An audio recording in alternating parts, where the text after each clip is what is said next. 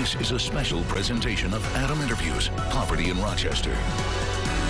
Good evening. Few people really want to look at this map because doing so is complicated and heartbreaking. The red here, more than half the people living in these areas of Rochester live in poverty.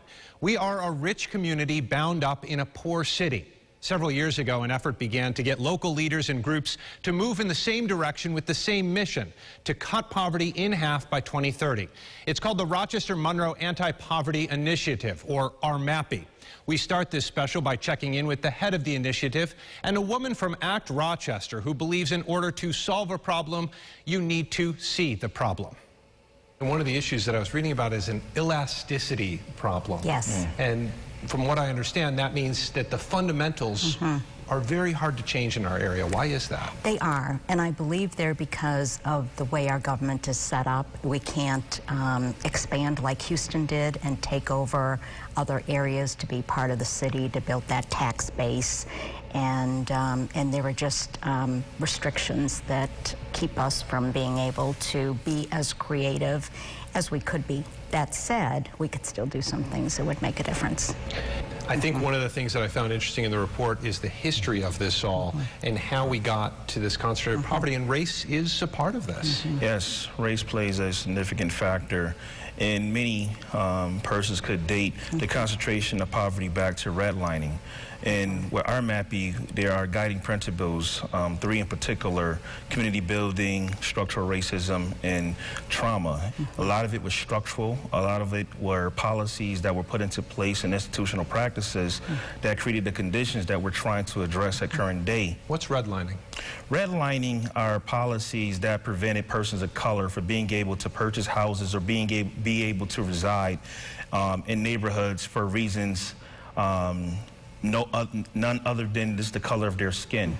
So these were discriminatory practices that were put into place, I want to say, during the 1950s and 60s, and many individuals who received the GI Bill, for example, and they were veterans that were able to receive support following the war, were able to purchase houses, and many African-American families were not afforded the same opportunities. Many of those families did not take advantage or did not get those government benefits or public supports, and as a result, were not unable to be able to purchase properties or be able to reside in neighborhoods that provided a quality of life. And those families that were able to afford the means to stay in better neighborhoods due to policy were discouraged, or it was lawful that they were not able to live in different neighborhoods. So the folks who say, though, okay, we'll move now, go live in Gates or Brighton, what's your response to that? Well, one of the challenges is that you have to be able to earn enough to be able to afford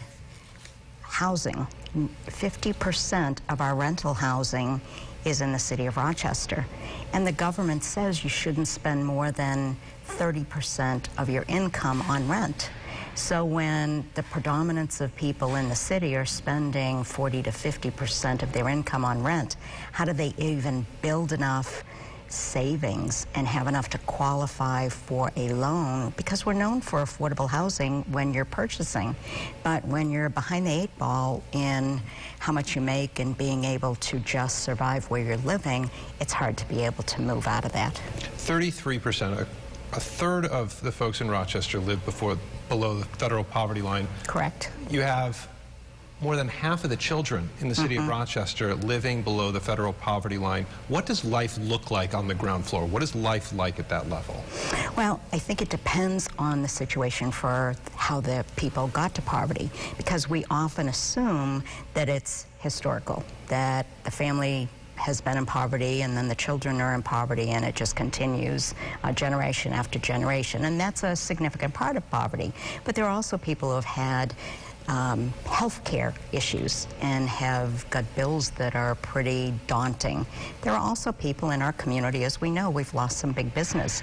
There are people who have lost jobs, or they were a 2-income family, or someone who's gone to college and has big loans and hasn't been able to find a job. So there are many different facets to how you end up in poverty. But a family of 4 is considered not at the federal poverty level if they bring home $25,000 or above.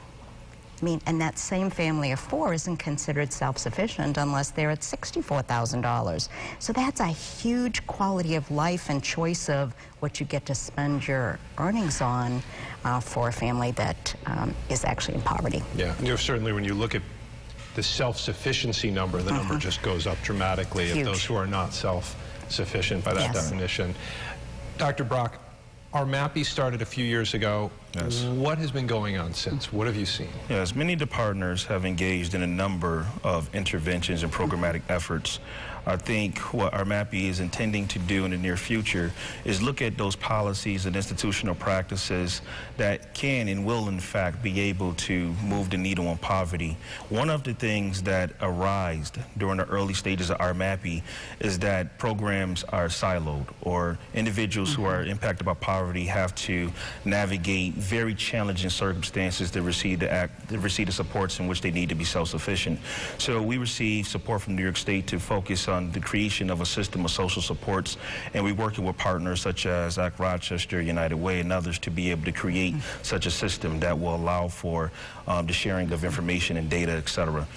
One of the arguments that I hear usually from conservatives in our area, they'll say, that's all well and good, but as long as taxes are high and the jobs aren't coming, and there isn't, in their eyes, a cultural change within the city, we're going to continue this cycle. They might look at the figures that we saw in the report with female-led households, more focus on the family, more men staying at home, things like that. Is that something that is being looked at, should be considered in this? Yes, I think we have to look at the data. The interesting thing is that there's a lot of misinformation that's driving most of the narrative as it relates to poverty. One of the things we did at the very beginning of our MAPI was we engaged a consultant or an academic to look at a demographic profile. And the demographic profile showed us a number of different things. One, half of the persons in poverty didn't have children. So there's a significant number of people who are in poverty without children. In addition, a quarter has a post-secondary credential.